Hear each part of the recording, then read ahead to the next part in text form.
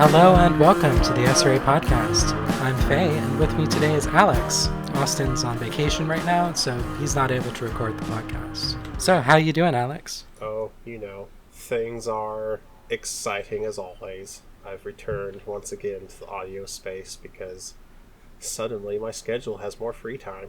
Yeah, things have been changing a lot in the wake of the National Convention. We're really getting things pretty much prepared for the upcoming elections here at the end of September and in October, and sort of laying the groundwork for bringing on new members into leadership who are elected by the general membership. Yep. Lots of time being spent on getting the back end sorted out, as well as getting folks set up. We have some leadership transition that's already beginning to happen. Our director of chapter organizing will not be running for election again and will be stepping down from their director position. So we'll already have a new individual stepping into that role in a few months. And obviously our chapters are a very crucial part of the organization. So that'll be interesting to kind of watch how that unfolds, and we're trying to make sure there's a smooth transition there, making sure we have all of these processes in place so that people aren't starting from scratch. And in general, just doing that for everything, trying to get the system a little bit more bolted down securely. Can you go over the upcoming elections? Because we actually have a referendum and an election that'll be happening at different times. And we have to do it this way as per what's in the bylaws, but that might need a little bit of clarification. So can you sort of go over what the two elections are going to be and when they'll be occurring? Yeah, so the first election is going to be in September. It will be held between September 16th and September 23rd, so from Monday to Monday, giving a week period for people to turn in their ballots. It's going to be concerning the petitions from the National Convention. So it's going to have 5 chapters that have petitioned to have a chapter delegate. So that means that will be a person sent to the Central Committee by the chapter through elections. They will elect their delegate, and that delegate will be a full member of the Central Committee, will be a full voting member, be part of quorums and that sort of thing. And they will represent their chapter at the national level and take part in national discussions and such things. Also, we had 2 petitions from the convention that affected the bylaws. There's one that concerns the recall of chapter delegates, as well as the cause for recall. So right now, the way the bylaws are written, while a chapter delegate may be elected by just their chapter membership, the way the bylaws are currently written, they would only be able to be recalled via a national vote. So this petition would seek to establish a balance there, that if a chapter is sending their delegate, the chapter is also the one in control of getting their delegate back. So establishing an election or recall process to be able to get them back without going for the full national scale that you would have for a officer or an at-large member of the Central Committee. And then there's an additional petition seeking to establish a off-boarding process for members who resign their membership, just clarifying and establishing that process within the bylaws, as right now a voluntary resignation is largely handled via policy and procedure within the SRA versus anything explicitly spelled out in the bylaws. So those questions will be answered through that referendum. So the membership will have the opportunity to approve of those chapter delegates, since they are an expansion of the Central Committee. Part of that is getting the national approval for it. I don't really expect any of that to be controversial, though. I think everyone agrees that chapters should have their chapter delegates, and then those 2 petitions discussing those matters will be decided upon. Shortly following that, we'll then have the October elections, which will be the general elections. These will actually determine who's going to fill those spots. This one will run from October 1st to October 8th. And that will be Tuesday to Tuesday. And that will be determining folks for all the officer positions. So the president, the vice president, the secretary, the treasurer, and the legal coordinator. It will determine 2 at-large members of the Central Committee. And then it will determine all the chapter delegates that were approved in the previous referendum. General elections will be held via approval voting. So what this means is when members get the ballot, they'll have the list of all of the options.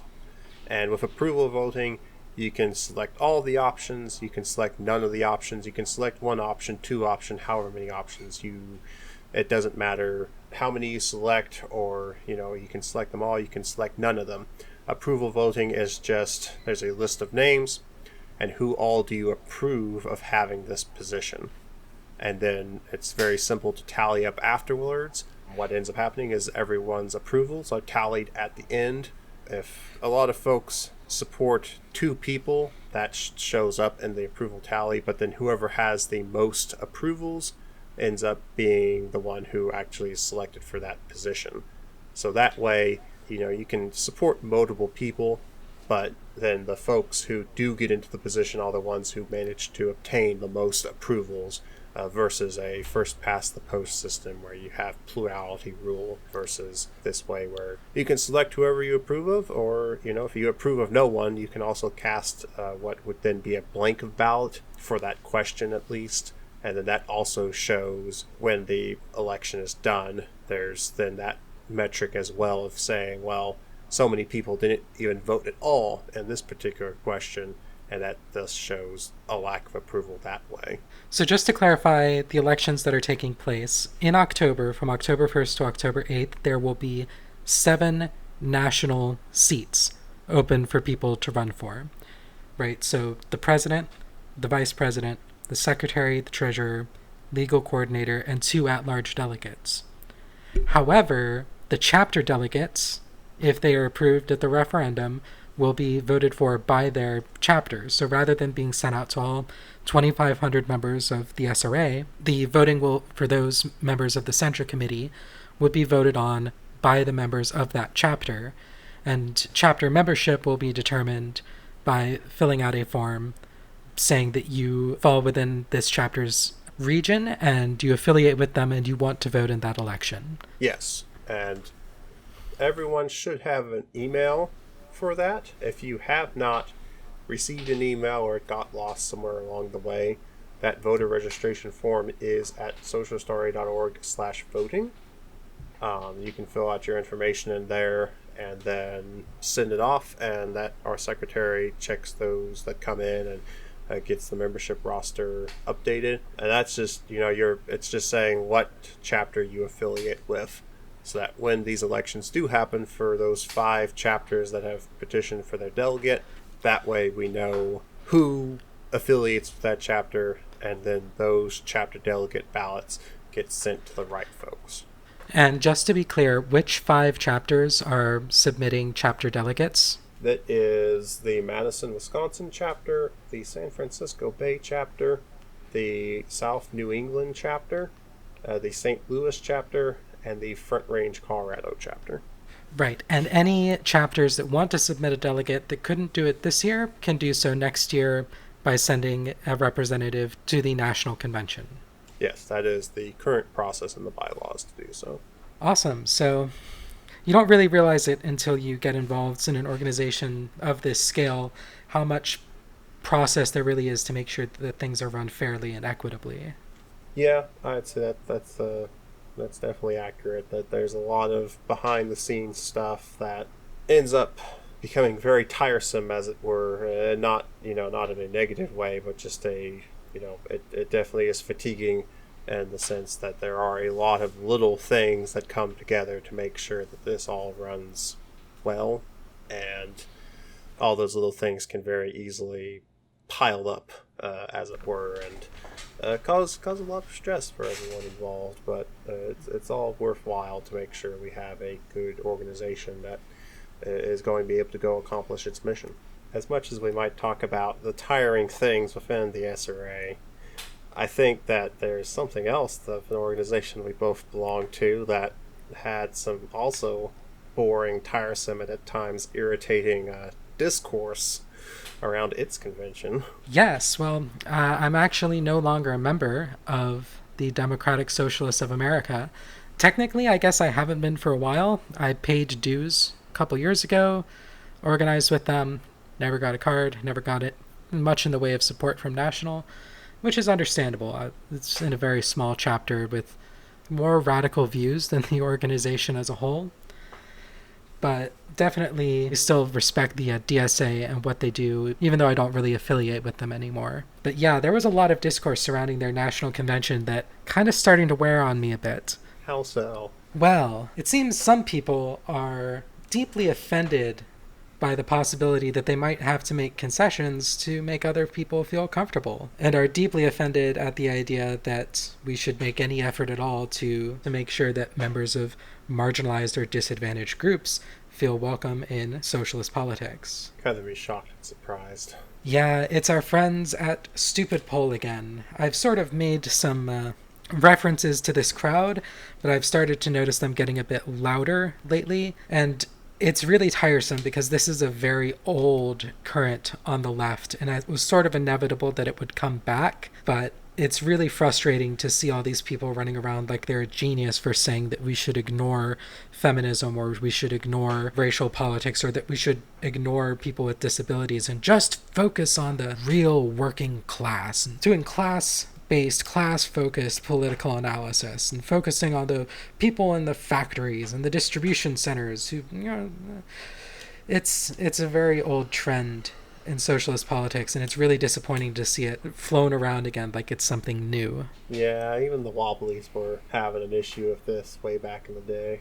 Yeah, wasn't it the case that some of the early struggles of the labor movement where you had people who wanted to ignore race-based issues and just focus on building solidarity within the white working class, and you had people in socialist movements who were actively racist and actively exclusionary of black comrades and of black workers, and basically tried to create white socialist parties? I think that sort of thing is uniquely destructive to left-wing movements because it's sort of based in giving credence to right-wing ideology. Yeah, this sort of thing is one of the great struggles of leftism in general, and everyone's got their favorite leftist figure that they feel like did this better than other people, but it is a fundamental issue that this is something that's plagued the left for as long as the left has existed. You go look at some of the things Marx and Engels wrote, you'll find some not great takes, we'll go ahead and say, in their works on folks that were not in their ethnic background. Unfortunately, as is so often the case, especially on the American left, you have a lot of folks who have these very backwards ideas about how the world works, and they want to be perceived as woke and progressive and have all the benefits of that societal viewing, that they get the respect for being advocates of the working class, while also not accepting the fact that, like, they have some pretty problematic shit of their own to deal with. And unfortunately, there's a lot of edgelords out there that want to be leftists, but also want to use the hard R, and it's not good. And the first thing that they'll cry when you describe them in that way is they'll accuse pro-feminist and pro-anti-racist left of doing that same thing, of doing it as essentially virtue signaling. Personally, I don't think that, quote, class-first Marxists or the stupid poll types, I don't think that they're virtue signaling. I think that they are genuinely buying into a form of leftist ideology, but I think the big issue is that Marxism isn't enough. Class-based analysis isn't enough. One of the main issues that we have is that there is no good education on feminism or queer theory in American public education, and the online education that you can find for this is very much from a particular audience and for a particular audience. We don't really have all that much in the way of feminist education for reactionary white dudes. And even when that education exists, it's so often drowned out by this larger reactionary cultural movement of the manosphere that rages against anything that they deem feminist. Like, I became educated in feminism and queer theory because I came out as bisexual in Southern California and started dating and making friends with a lot of extremely gay people who are immersed in that culture and are familiar with it and we could have those discussions and have book recommendations. And I read feminist theory both in the forms of books and blogs. I would really recommend anyone who wants to understand the roots of trans feminism to read Whipping Girl by Julia Serrano. It's a little bit out of date. Some of the language is a little problematic, but as like a basic text for understanding gender theory, it's a great place to start. But if you're some white guy from Nebraska and you haven't encountered any of that sort of thing before, maybe you've been affiliated with DSA and you've got these sort of progressive anti-capitalist ideas, and maybe you start studying Marxist theory. If you don't have that exposure to feminist theory, you're not going to understand intersectionality and how core intersectionality is to understanding and applying class to our present day situation.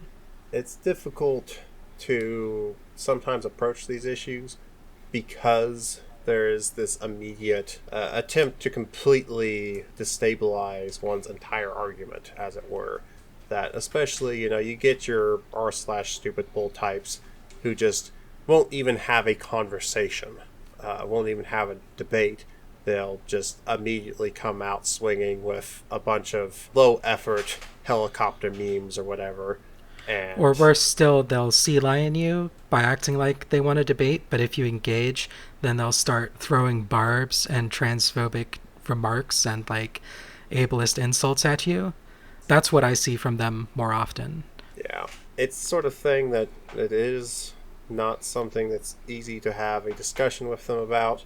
It's not easy to get them to turn from their ways, as it were, because it's grounded in a fundamental misunderstanding of how these things work. Something I do see their argument often is this idea of class reductionism, of there is only the working class and the bourgeoisie, and that's all that exists. That their argument, if you can get them to engage in arguments, is oftentimes grounded in this idea of, well, ultimately, there's these differences, but do any of those differences actually matter? The only thing that actually matters is your working class background or your capitalist class background.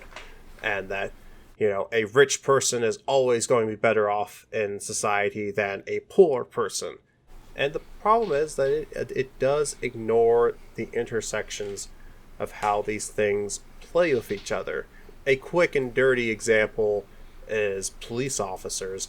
How are police officers treated differently based upon their race? There's a dime a dozen story you can go find that, yes, all police officers, by virtue of their profession, have been granted greater power by the state and greater immunity from actions against them by virtue of the fact that they have become enforcers of the state.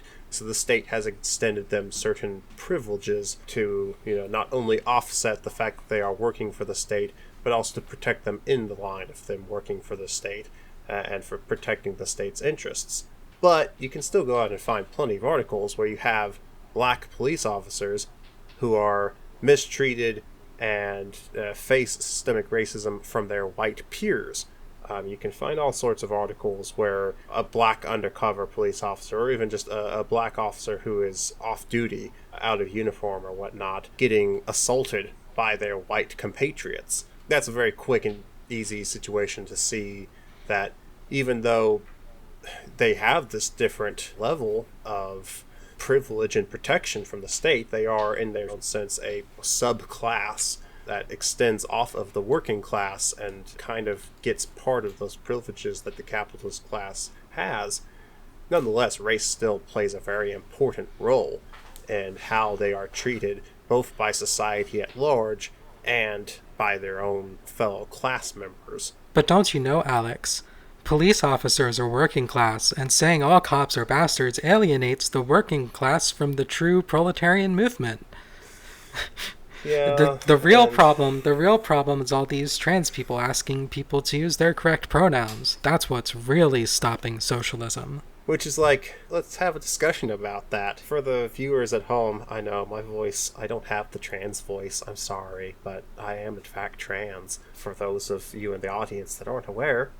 And yeah, let's have two trans people discuss why trans issues in America are weird and problematic most of the time because society just hates trans people. It's the sort of thing like, okay, go look at somebody like Jenner.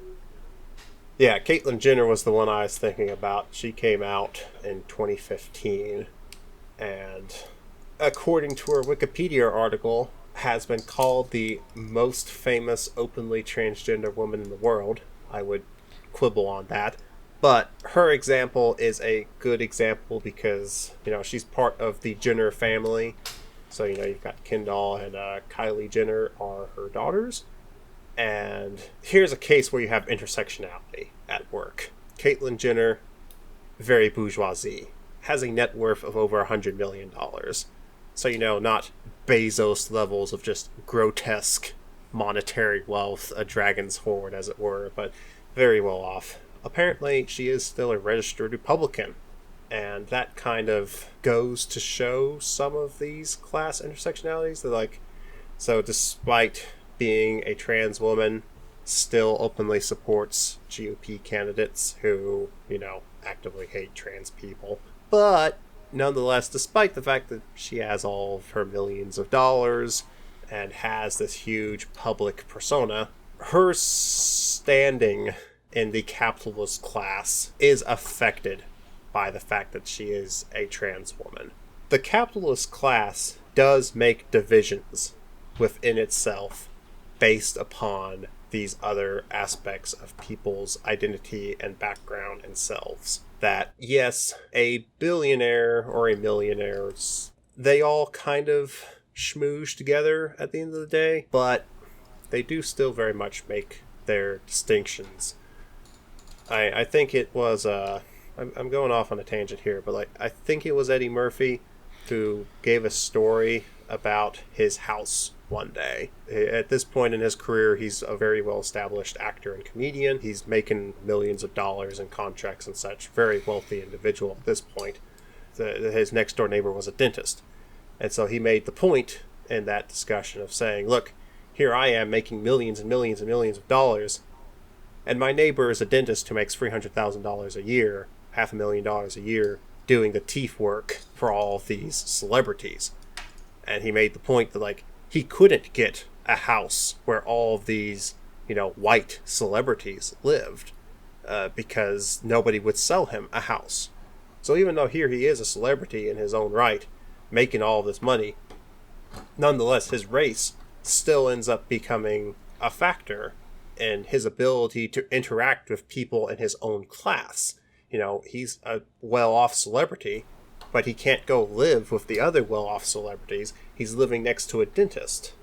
Why is that? If life in a particular class is only based upon your being in that class, then there's no reason Eddie Murphy shouldn't be able to go live with all of his other well-off celebrity compatriots.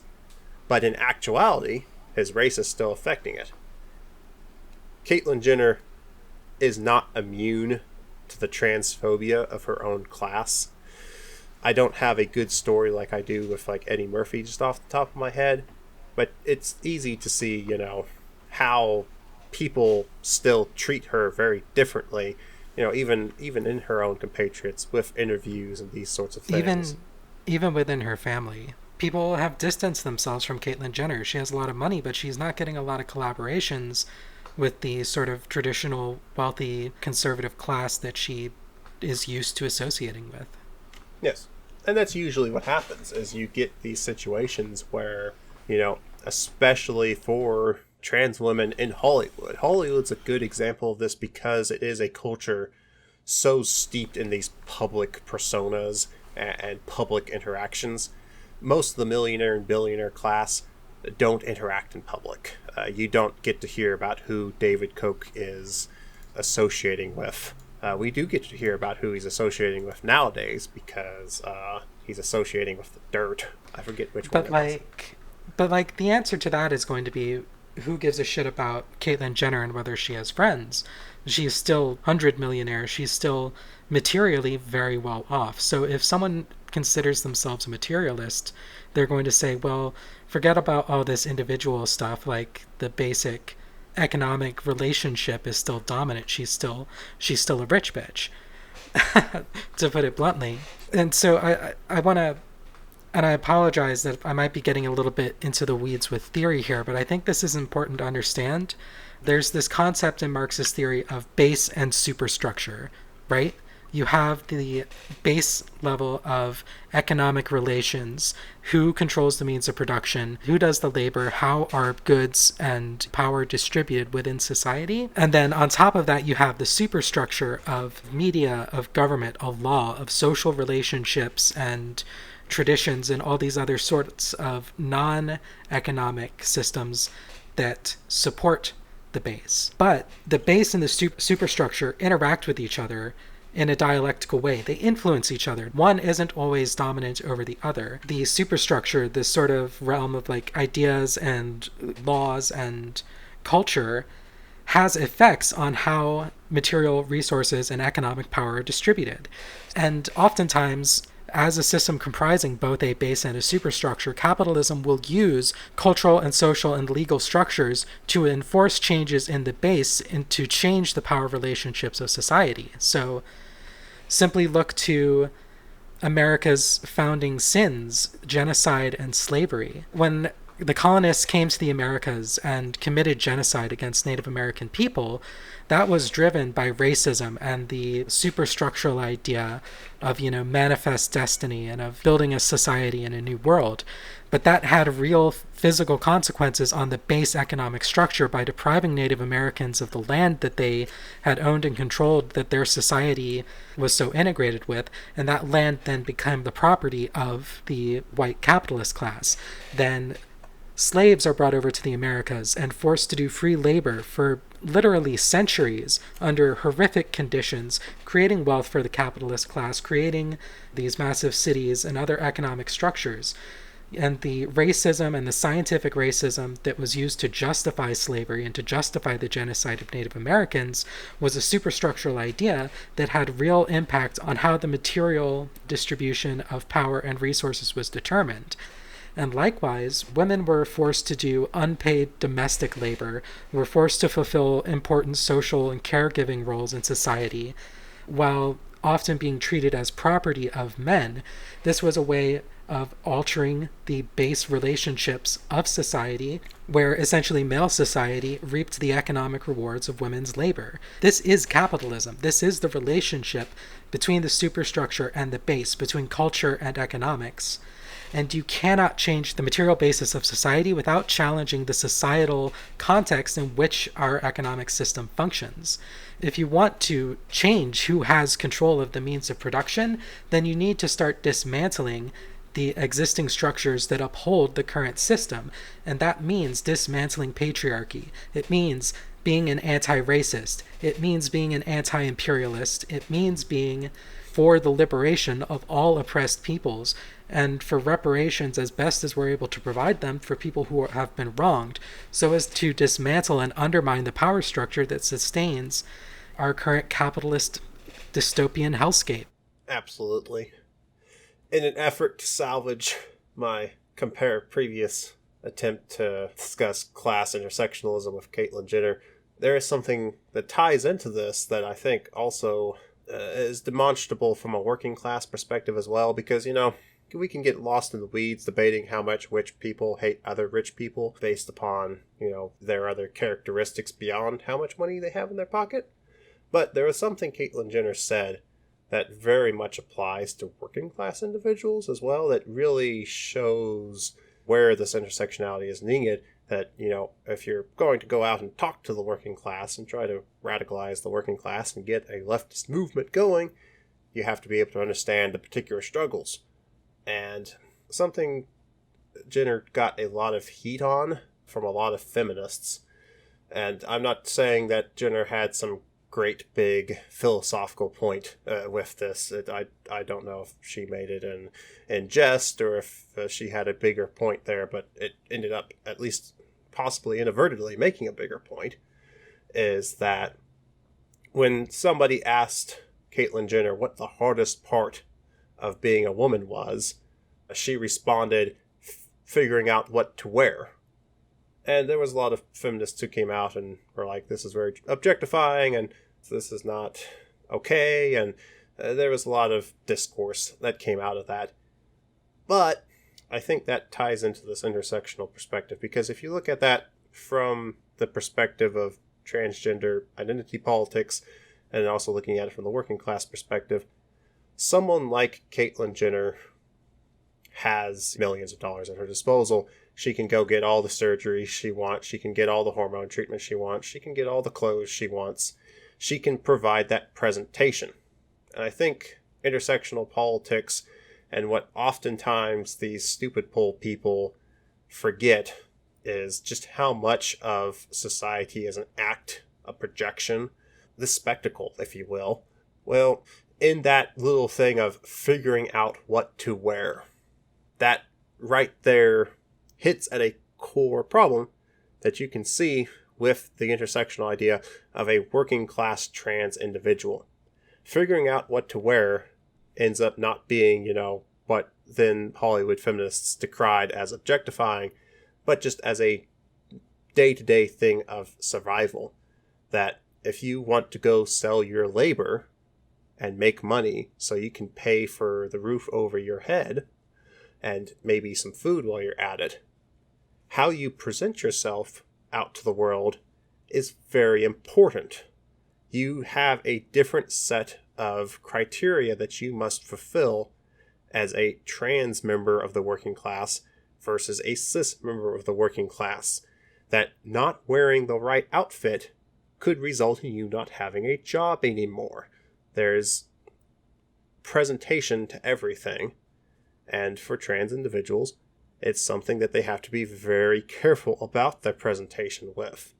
That if you are a trans woman and you walk out the door and people don't perceive you as a cis woman, but instead perceive you as a man in a dress, that causes very real societal consequences to you in the society that we live in, and is right there a perfect catalyst of a working class individual who has these issues. And this also extends to, the grander idea of white heteronormativity, that you can then apply this same logic to other situations. That for individuals that are in marginalized communities, the expectation of society is for them to perform towards what society deems the normal, acceptable ideal.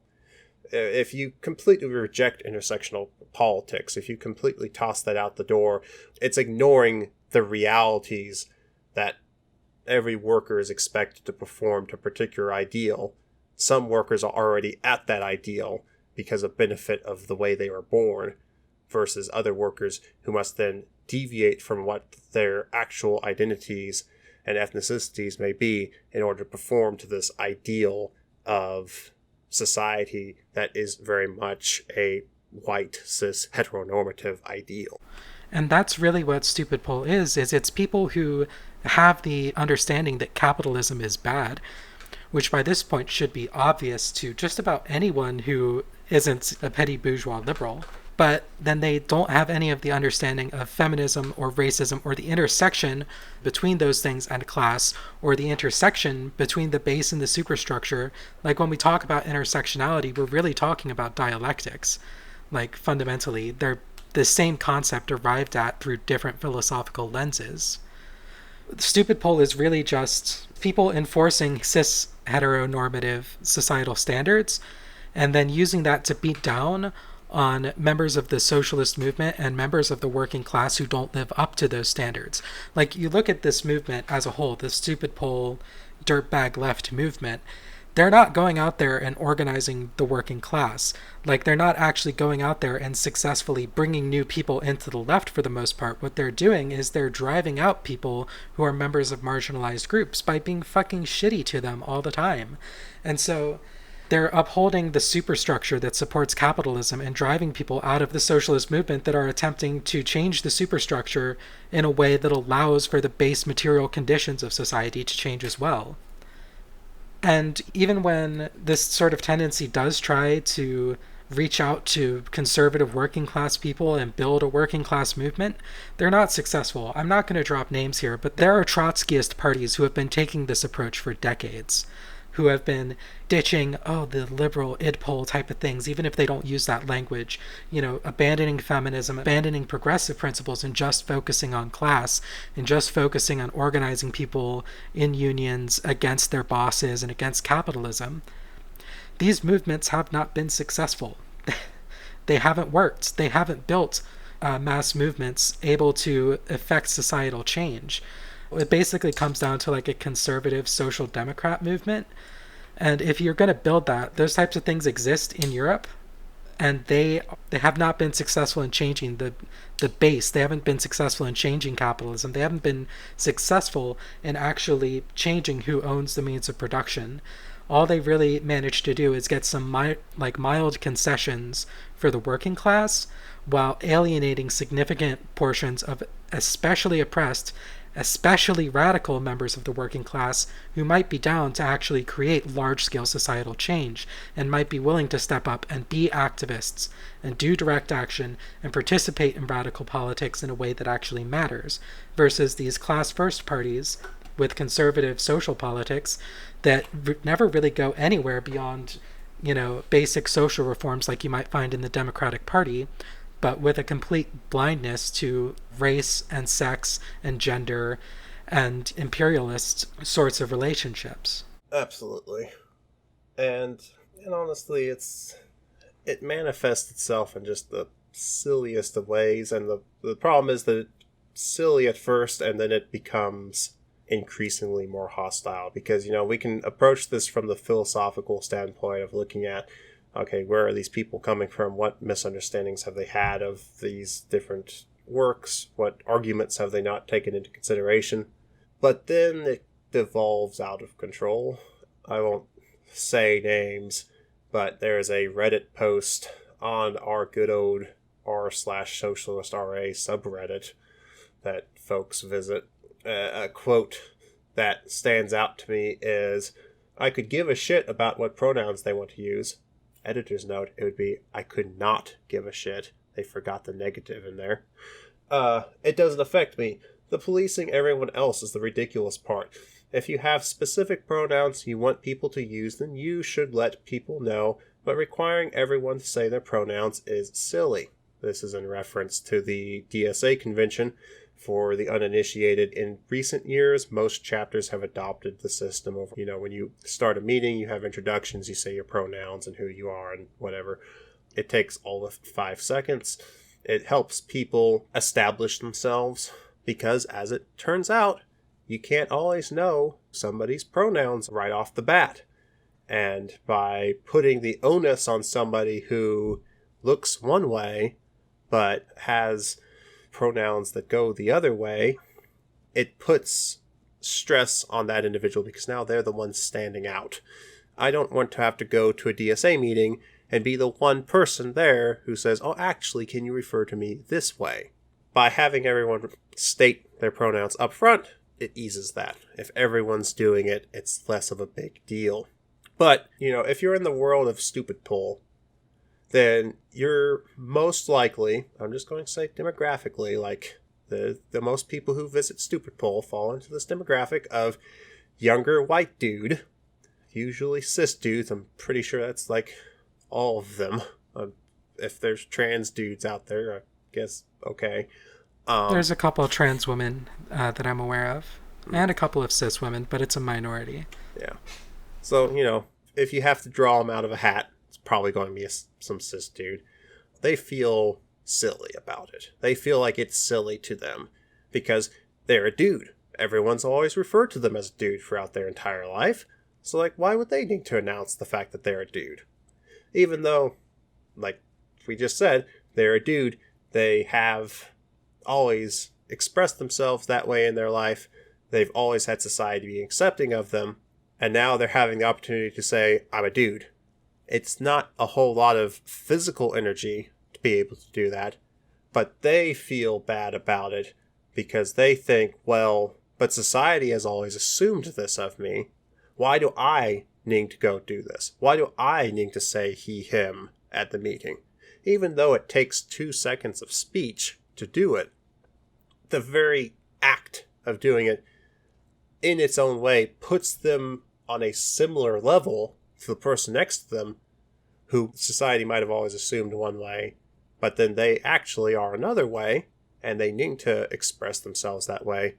Now they have an impression in their mind that this person is an other, that this person is not normal, and now I'm having to do what the not normal person is having to do.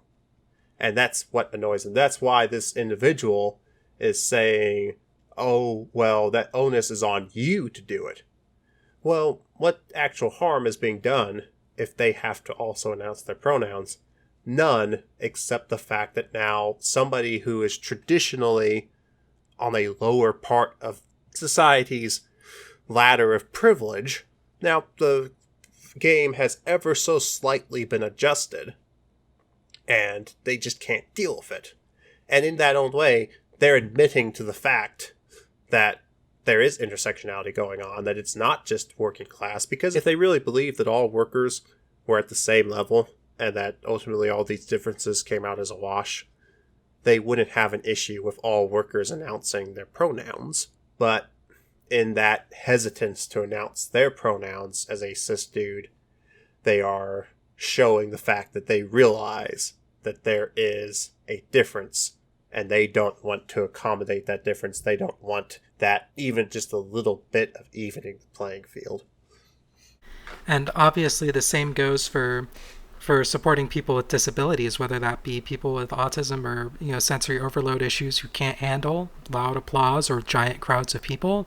Like, a lot of stupid poll types, their main thing for the past couple weeks has just been shit-talking the DSA convention for having ASL applause, or for that one person who got up and made an ass of themselves on the stage. But going back to the pronoun issue, even if not everyone was asked to state their pronouns, if it was left up to trans people to state their pronouns on their own without having other people do it in solidarity, they would still talk shit about trans people, because then they would complain about trans people making a big deal out of their gender and, oh, why do you have to care so much about pronouns? Why can't you just ignore it and just, refer to you by whatever pronoun seems appropriate to me? That's sort of the response that you get from them. And one thing I've noticed is there's like an increasing overlap between the stupid poll dirtbag left and actual like TERF communities like r/gender critical and various TERF communities on other social media platforms, where what it comes down to is they have this basic reactionary prejudice in them that maybe hasn't been fully expressed before, but then they go into like a DSA meeting or something, and they have a bad interaction with a trans person, and suddenly, oh my god, trans people are all terrible. They all have this and that, and I don't like them, and they're against the working class, and we shouldn't have to cater to their issues, because they have a bad experience at a meeting, or they feel bad when they state their pronouns, because they had this reactionary prejudice, and when they were forced to confront it in an arena where they were expecting to be centering their particular political issue, that's when they really take offense to it. That's when it's sort of put in their face that they're going to have to accommodate other people's point of view and other people's needs. And that's what really offends them.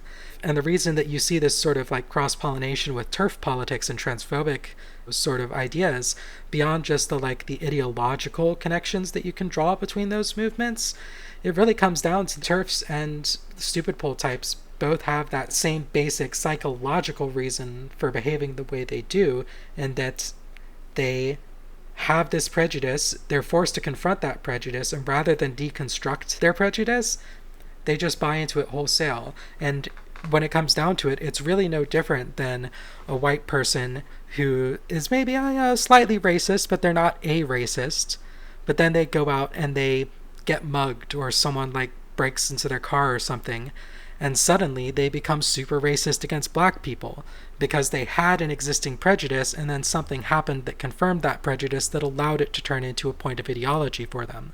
And that's what happens with stupid poll. It's what happens with gender critical.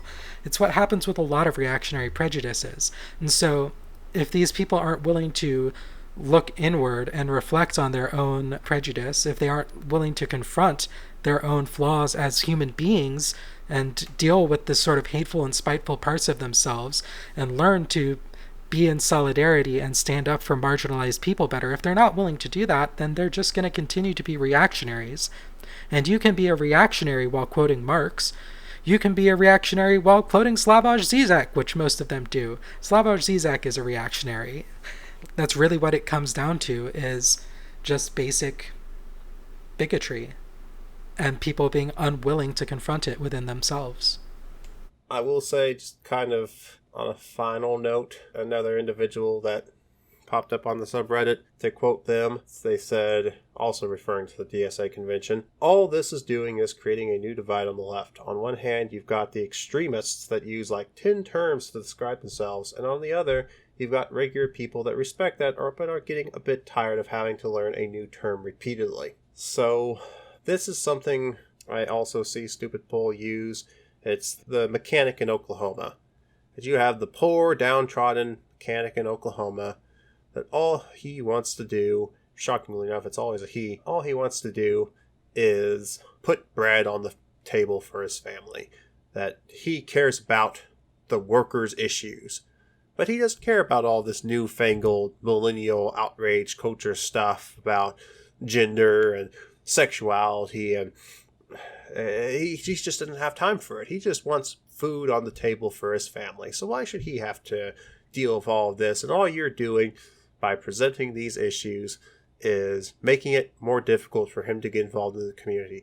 And if only we had less focus on trans issues, or we had less focus on race, we could get the poor, downtrodden white man of Oklahoma to go be part of the socialist left. Putting aside for a second that it's just silly.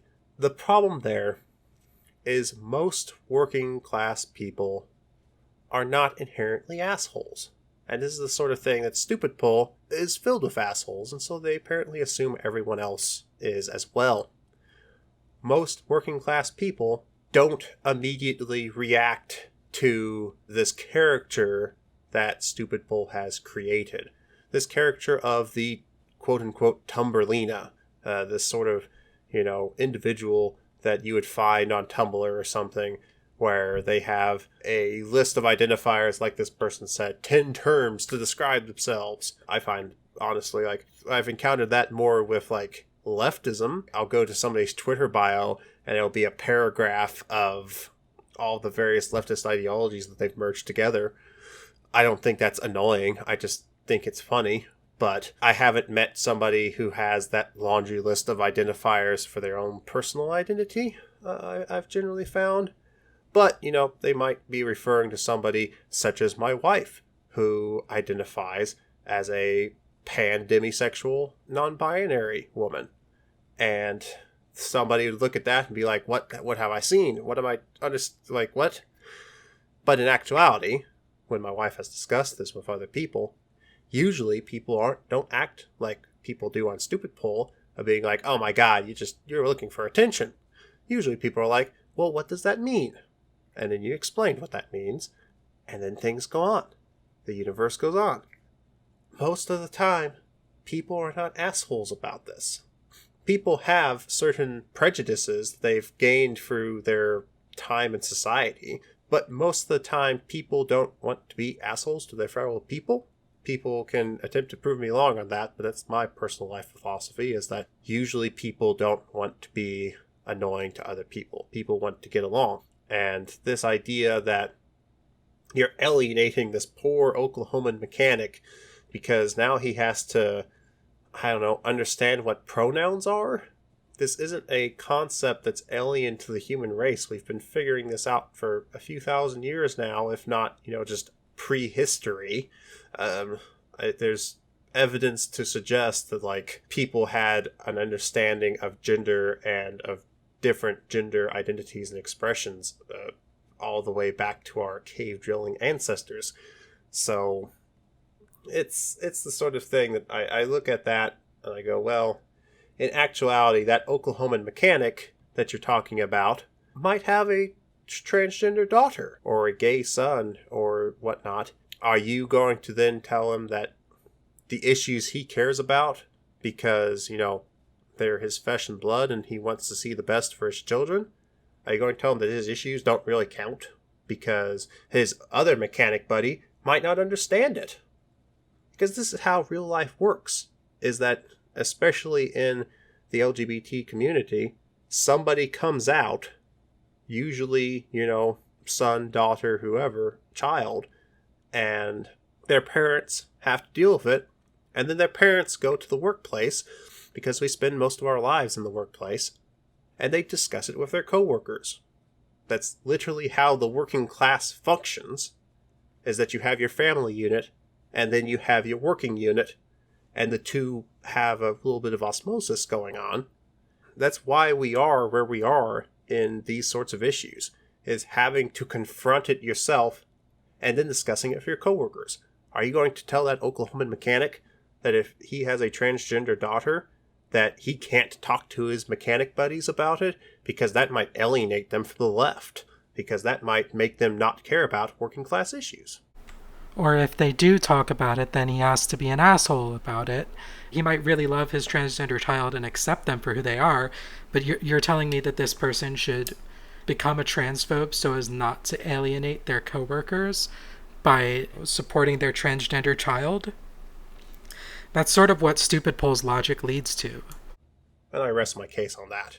I mean, it's the sort of thing that we've seen this happen before in other areas, and exposure is the best cure so often in these situations. This is why folks who live in diverse areas tend to become more tolerant of diverse communities, because exposure forces them to get out of this anti-diverse ideologies of saying diversity is bad, diversity causes all these problems. By being exposed to diversity, now you see, no, all this is bullshit. They're just all making it up, basically.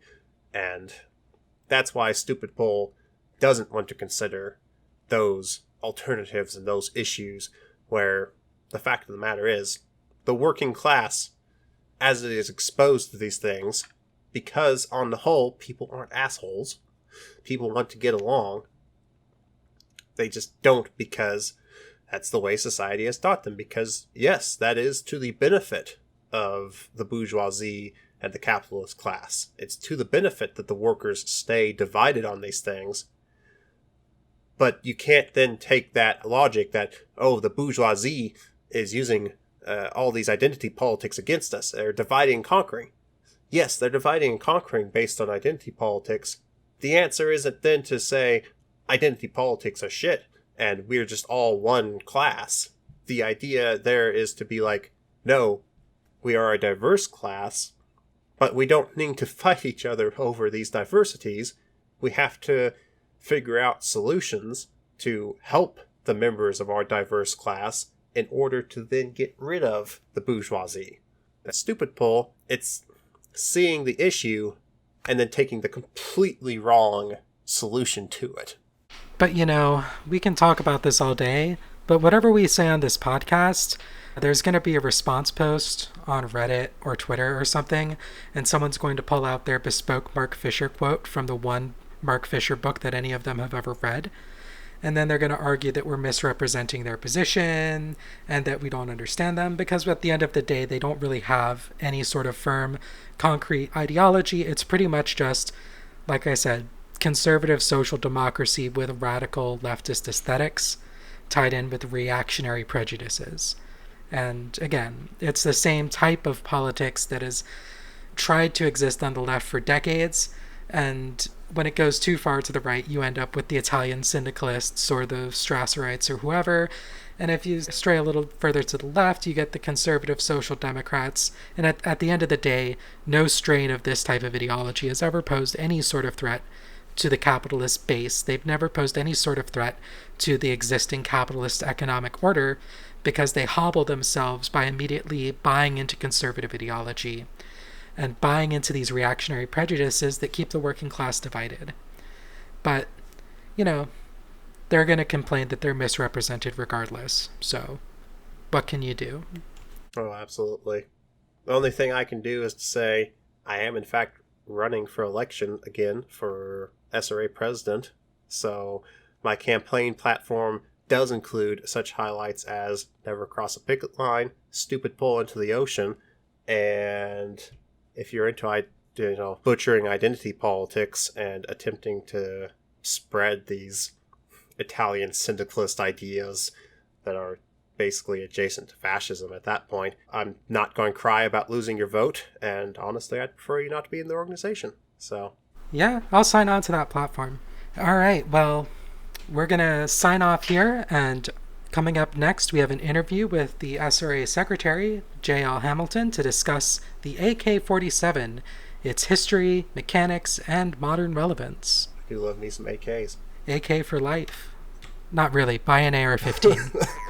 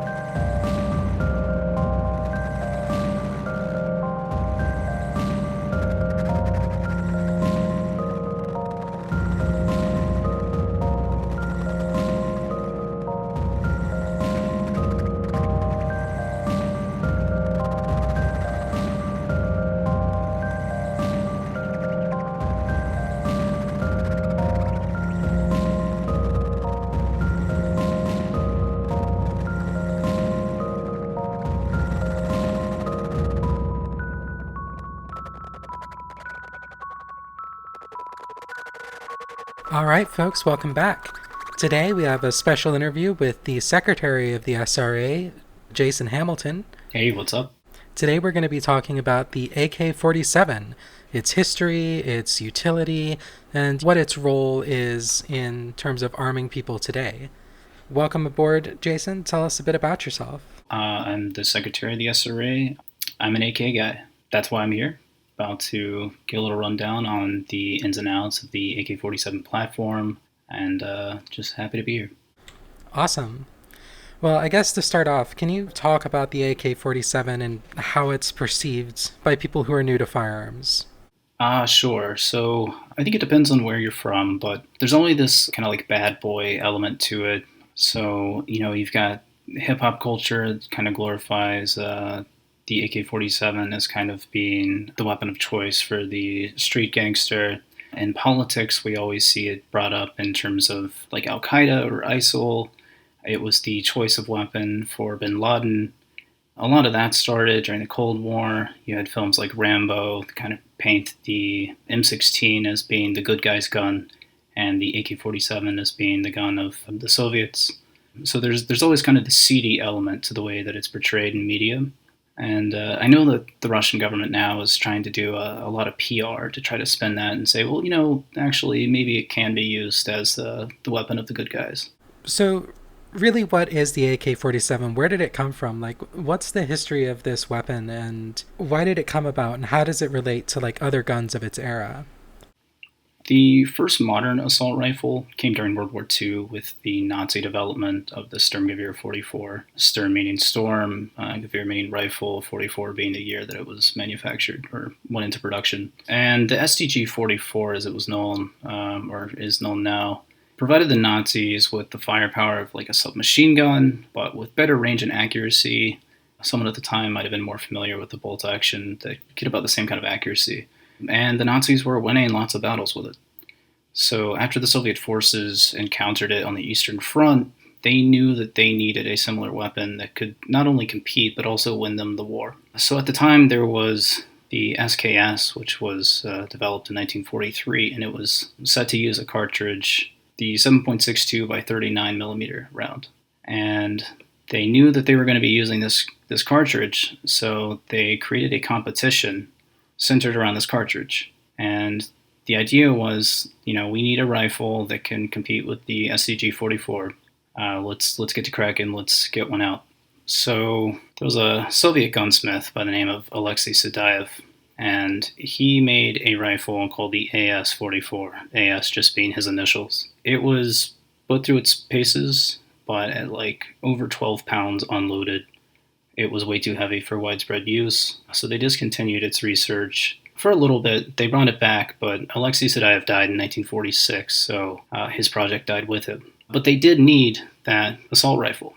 So they started another assault rifle competition, and it was this competition that Mikhail Kalashnikov joined. And he ended up winning this competition. So his design, the AK-1 and the AK-2, ended up going through several iterations, and that AK designation became the AK-47 in 1947. And what does AK stand for? So that is Russian, and it is Automat Kalashnikova. So it just means Kalashnikov's automatic. Nice. So the Soviets developed this new, select fire, intermediate cartridge, 30-round magazine assault rifle in 1947, but it didn't really enter service immediately. Why was that? So he actually began the design in 1941. Kalashnikov came from this agricultural background. His family were like farmers. But in 1938, at age 19, Kalashnikov was drafted into the Red Army. And there he was enrolled in a tank school where he would learn about tanks, how to drive them, how to operate them. And during his schooling, he developed some kind of device. I've really tried to find this. I've even read like old Russian archives and used like Google Translate to try to get this. I cannot figure out for the life of me what this device was. Maybe it's classified, but he developed something for military vehicles and was sent to Leningrad for its implementation and production. And then after this work was completed, he went back to his tank unit in the Red Army. He was wounded in combat in a 1941 battle and was hospitalized until April of 1942. It was at this hospital, here's the funny story, where he started overhearing other soldiers complaining about how maybe if their rifles hadn't jammed or fallen apart, they might not be occupying a hospital bed. So he got to thinking about this earlier rifle competition that he had entered, which he actually lost to the SKS. But he wanted to get back into the rifle design business, so he did. And he entered this competition, and it was the second go where his design won. So that took many years. The real, grunt of the work started in 1943. The competition went on through, I think, 1945. And by the time 1947 rolled around, it had already been under several different iterations. So why did the Soviet military choose to keep the SKS rifle as its main infantry rifle for a couple of decades after the AK's development? The SKS is a semi-automatic only, feeds from a 10-round stripper clip. It seems like a very clunky rifle compared to the AKs, so why did it take them so long to switch over to the more modern assault rifle design? So the reason that the SKS was still around for a little while was because of how expensive the tooling was. So among the first AK-47s that were rolling off the production line, there was the Type 1 and, of course, the Type 2. But these were milled receivers. So that means that the actual body of the rifle itself was carved out of a solid block of metal. And this is far more expensive than bending what's called receiver flats. These are flat pieces of metal which are then folded origami style, and then you use rivets in order to hold them together. But the stamping technology was prohibitively expensive. Just getting the tooling off the ground took many years. So the AK has a reputation for being an extremely reliable gun. Is this really the case? And if so, what sort of aspects of its design lend themselves to that? So yeah, it's definitely a reliable rifle. There are a number of photos that you can find on the internet of people who find old AKs, Middle East, North Africa, and these things are incredibly rusty, but when taken apart and given a light brushing, they fire reliably. The reason that it's so reliable is because the tolerances on the actual machine parts themselves are quite loose compared to, say, an M16. So if sand gets into the barrel or comes in contact with the receiver and the bolt carrier group, it can just as easily fall out. So there aren't any tight corners inside of the AK receiver itself where things can become jammed up if dust or debris or that kind of thing gets in. If you go to YouTube and you type in AK mud test, you'll find dozens of videos, possibly hundreds of people taking an AK, AKM platform, AK-74, whatever, and filling it up with gravel, throwing it in a river, and then immediately pulling it out with a rope and then giving it a fire. And it runs remarkably smooth. So you mentioned a few different types of AK there. Could you go through like the major variants of the AK platform over the decades? So there's the original AK-47, which, as I mentioned, had a milled receiver. And then the AKM was the AK modernized.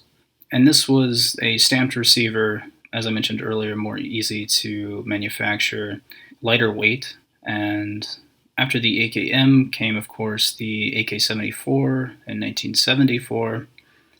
And from then, there have been a number of strange side projects that the Russian government has engaged in, such as the Antonov 94, which you should look this up. It's pretty cool. It's got a gas piston system that's on a gear, such that when the bolt carrier goes backwards, another weighted bar moves forwards above, and it keeps the entire rifle balanced such that there's practically zero recoil.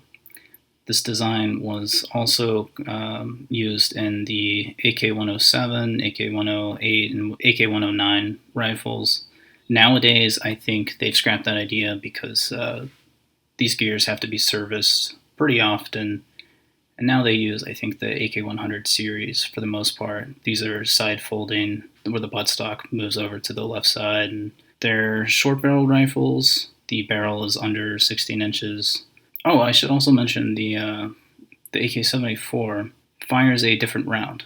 So the reason they developed the AK-74 was because they wanted a round that could rival the NATO 5.56. They came up with the 5.45 by 39. So it has better ballistics, I think, depending on who you ask. I think it penetrates better or something, but So that's a 7.62 AK round, essentially necked down to a smaller bullet, right? So it's sort of like it's like a lighter, faster projectile instead of having a big, chunky 30 caliber bullet coming out of your rifle.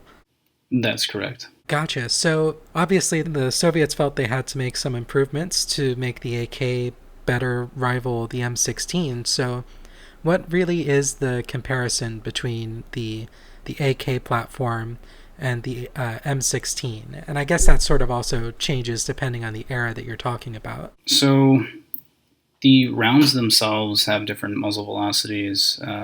The AK is going to move a bit faster, but it's a larger round. The 7.62 by 39 round, and its effective range is a bit lower. So you start to lose your groupings beyond 100 yards, to be quite frank. But you can still be, I mean, a good shooter can still have a good effective range with an AK at about 330 to 400 yards. Whereas with a finely tuned AR, you can get easily 500 yards and more. But with the 7.62 by 39 round, it's a much larger round than the 5.56 NATO. So it has more penetrating power, and I think the idea there is that it can get through concrete and other structures to hit someone on the other side, whereas the 5.56 round is meant to hit a target and basically sink inside the body. That's the same thing that's going on for the 5.45 round. They wanted something that could not just pass through a target, but hit it and stop it. Nice. So what about the rifles themselves of the AK versus the M16? Generally, they're fairly similar. Standard capacity magazines at 30 rounds. The like charging handles are different, I guess. On the AR, you'll pull it from the rear. On the AK, you'll pull it from the right-hand side. People who are like preeminent professional AR operators don't like this fact about the AK because it means either moving your left hand over or under the AK in order to rack the charging handle, or it means taking your hand off of the pistol grip and using your right hand if you're a right-handed person to charge the rifle. But yeah, that's how it was meant to be used. You're meant to take your right hand off of the pistol grip quickly and charge the rifle. The AR line, you're going to have an easier time mounting an optic usually. A lot of standard rifles nowadays come with Picatinny rails and that kind of thing, whereas on the AK, you've got a side rail mount on the left side, and there are a lot of aftermarket side rail mounts that you can get that make this a lot nicer. There's also gas tube mounts that are available now. There's a dust cover mount system now, but these are things that you'll have to buy extra. The optics for the AK market, I must admit, are not as great as are available for the AR market. So it sort of lends itself to the rifle is fine mentality, I guess. Sure. I mean, the AK is a very simple, bare bones rifle. If you spend, let's say, $300 on an AR, you'll get a perfectly fine, functional AR. If you spend $300 on an AK, though, you do have problems. And that's partially because, like I mentioned, the tooling is expensive. So if you're buying a $300 AK in the United States, either there's something wrong with it or it's been made by an American AK company. And a lot of these companies use cast parts, and there are reviews online of people taking a rifle, let's say, from interordnance, and the receiver itself will just fall apart. Trunnions will crack, the front sight post will fall off. Because the tooling is so specialized for the AK, there are only a certain number of manufacturers in the world today that really make them quality. And because of the Russian sanctions, these rifles are pretty expensive for the US market right now.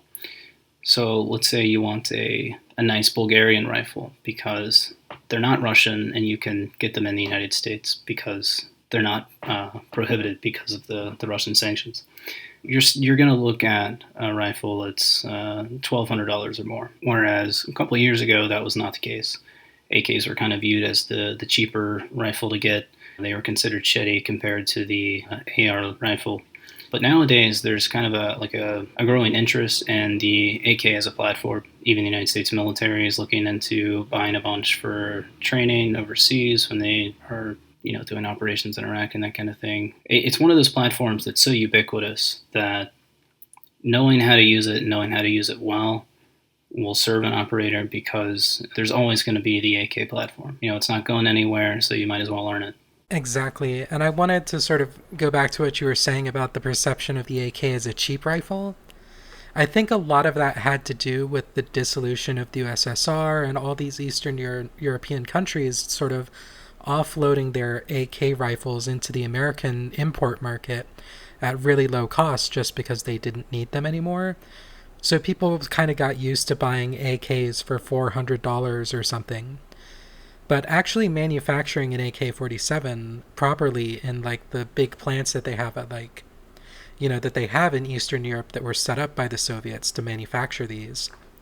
Like, it's a large-scale industrial operation, and it costs a lot of money to run and to make these high-quality rifles. If you get some American company they don't have the stamping or the milling machinery, and they just cast something quickly out of steel, it's just not going to hold up the same way as one that was actually made by a factory specifically set up for the AK manufacturing. Precisely. Now, there are AK manufacturers that are actually decent, that do exist in the United States. These are fairly recent. Over the past 2 years, I'd say there have been some players that actually make decent rifles, but for the most part, people are importing them. And as far as I'm aware, there are only really 2 importers right now that I would recommend other people to look into. There's Century Arms, who do not make good AKs themselves. They're one of those US AK manufacturers that make terrible rifles. But they do import the Vasser 10 from Romania. It's from the state arms factory Cugir. I think that's how you pronounce it. It's Cugir. But these are rifles that are made in a state weapons factory and then imported to the United States and sold by a company called Century Arms. My first AK was a Vasser 10, and it is a really good rifle. I mean, there's nothing wrong with it, but it's probably the cheapest AK that you can get in the United States. The only other importer I would recommend would be Arsenal, which has a factory in Bulgaria through Circle 10, I believe. And I think they operate out of Las Vegas, but they're importing Bulgarian state weapons manufactured AKs, and they're really good. They're like the gold standard in the US market. Nice. So if someone was looking at buying a semi-automatic, rifle today, what would sort of be, you can never say that this rifle is the best one, because people have different preferences and there are different applications where one is better than the other. But which one do you think you could make a better case for if someone was looking for a semi-auto rifle, the AK or the AR? In today's climate, I would definitely just have to recommend an AR. Truth is, there's not much difference between, let's say, a $400 AR and a $1,000 AR. But if you want to get into the AK market, you're looking at either getting a $600 to, let's say, $800 Vasser 10, depending on the seller. And that's going to be one of your cheapest options. I think Palmetto State has a PS AK-47 now that's a bit cheaper, but I think the jury's still out on that. Don't hold me to that. Just if you're looking for a semi-auto rifle, just generally, just get an AR. They're far cheaper, and there's really no reason to spend more money than you need to. So why would someone buy an AK rather than an AR-15? Well, if you really want a rifle that is going to handle all weather conditions, if you want to be able to shoot in the snow while it's raining and there's a simultaneous dust storm that's going on, the AK is going to be your rifle. Yeah, it's just a really rugged, very strong rifle. I encourage people to look this up. There are what are called Meltdown Tests that people do on YouTube. This is a crazy thing to behold. Someone will take a fully automatic AK-47 and they will just dump mag after mag after mag until the entire barrel is completely white hot. And it is so hot, in fact, that the metal begins to droop. And after they let it cool down, it's a completely ruined rifle because now the barrel's crooked. But then you can just beat this rifle on a tree stump until it's straight again, and you're good to go. I know the video you're talking about. I won't recommend people watch that one because it's made by some questionable folks, but I guess that is sort of the deal. The AK is not invincible. You can wear it out. You can push it to the point where it stops working. But when that happens, it's such a simple design and such a rugged design that it's easily repairable with very simple tools. If you have a hammer and a screwdriver, you can fix most things that go wrong with AK-47s. Yes, exactly.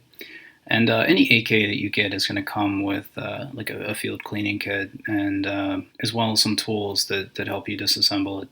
So is there anything else you'd like to say about the AK-47 in general, or its history, or any other interesting facts that you think people might want to know? Yeah, throughout Mikhail Kalashnikov's life, he had to contend with the fact that his rifle was being exported all over the world to various interests and guerrilla, militant, terrorist organizations.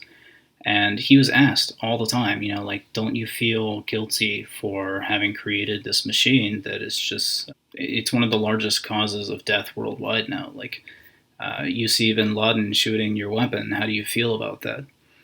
And I found this quote, which I think is really elucidating on the situation. It's how he felt about his creation, and I just want to share this. He says, "It is the Germans who are responsible for the fact that I became a fabricator of arms. If not for them, I would have constructed agricultural machines. If someone asks me how I can sleep at night knowing that my arms have killed millions of people, I respond that I have no problem sleeping. My conscience is clean. I constructed arms to defend my country." Yeah, and I definitely think that says a lot about Kalashnikov's sort of approach and design philosophy. The AK is a tool built for a specific purpose. And while it's often fetishized in media, I think that the design philosophy of the AK is really, it really is a tool. It is the hammer or the screwdriver of the firearm world. It is the simplest design that will do the job that it's designed for. And I think that from a design perspective, at least, it's very much a pragmatic weapon that wasn't designed with fetishism in mind. So I definitely think that that's something that can be appreciated in a firearm. Oh, definitely. It definitely has that socialist ethos of, this is the tool of the people that we're going to use in order to crush the fascist. Awesome. Well, thank you so much for coming on and sharing your knowledge about this firearms platform. Do you have anything that you want to plug? Any projects that you're working on that you'd like people to know about? No projects. Just if you want to follow me on Twitter, my Twitter is Absinthol, ABSINTHOL. Awesome. Well, thanks again for coming on. Solidarity.